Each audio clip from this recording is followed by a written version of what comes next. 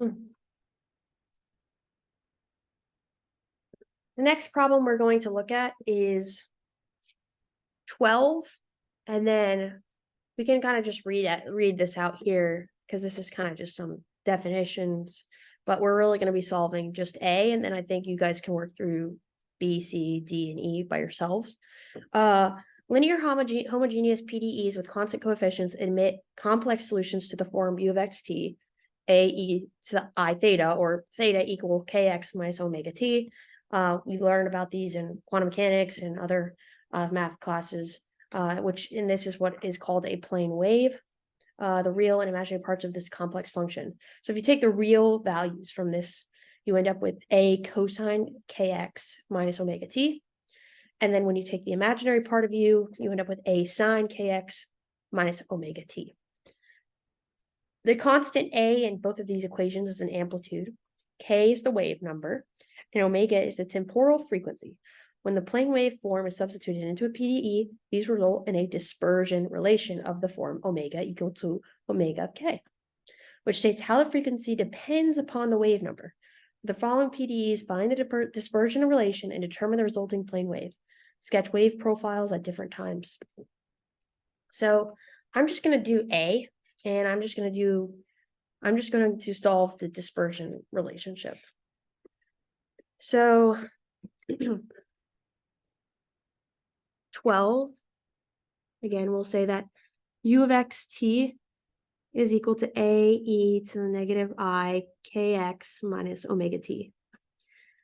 And we call this a plane wave, where A is the amplitude, K is the wave number, and omega is the temporal frequency.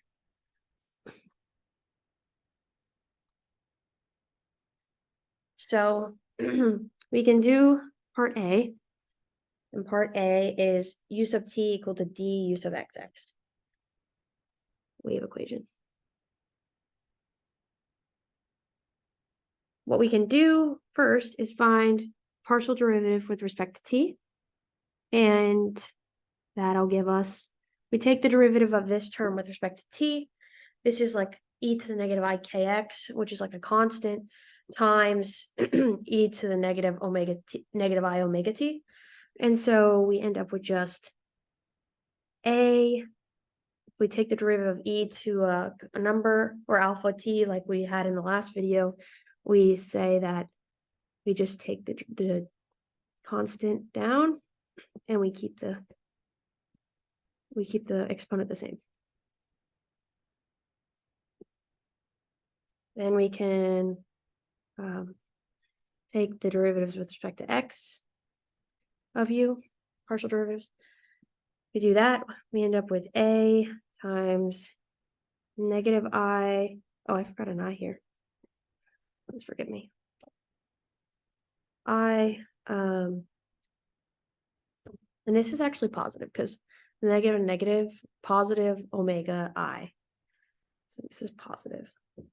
That's an I. And then this is negative I k, e to the negative I kx minus omega t, because the exponents stay the same. And then u sub xx, so we're going to take the derivative of this term here. We'll get the same, except this will be squared. This will be kx minus omega t, because the omega t acts as a constant. And now we can sum these together, or we can put those back, substitute those back into the original equation. So a I omega e to the negative I kx minus omega t is then equal to this term here, a times negative I k squared e to the negative I kx minus omega t. And we can say those go away, a's canceled. We end up with I omega is equal to negative I k squared. Well, let's bring the I over, and that becomes negative I squared k squared.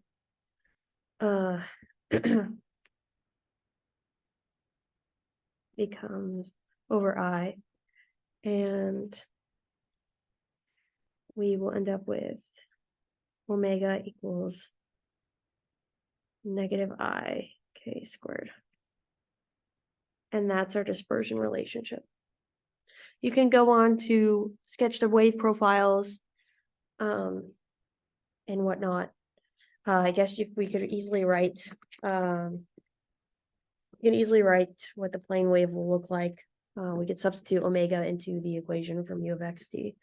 So given that u of xt is equal to a e to the I kx minus omega t, we can actually plug that back into the equation.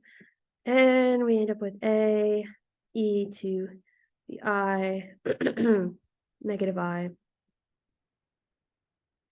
a x minus omega t, which is I k squared t. And we can further write that as a e to the I to negative I kx. And then I times I is I squared. I squared is -1. -1 times negative is positive. Plus k squared t. And this would just become I kx.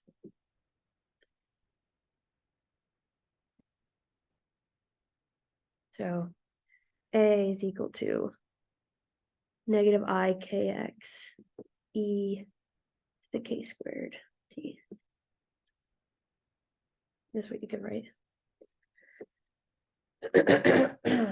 And that's it.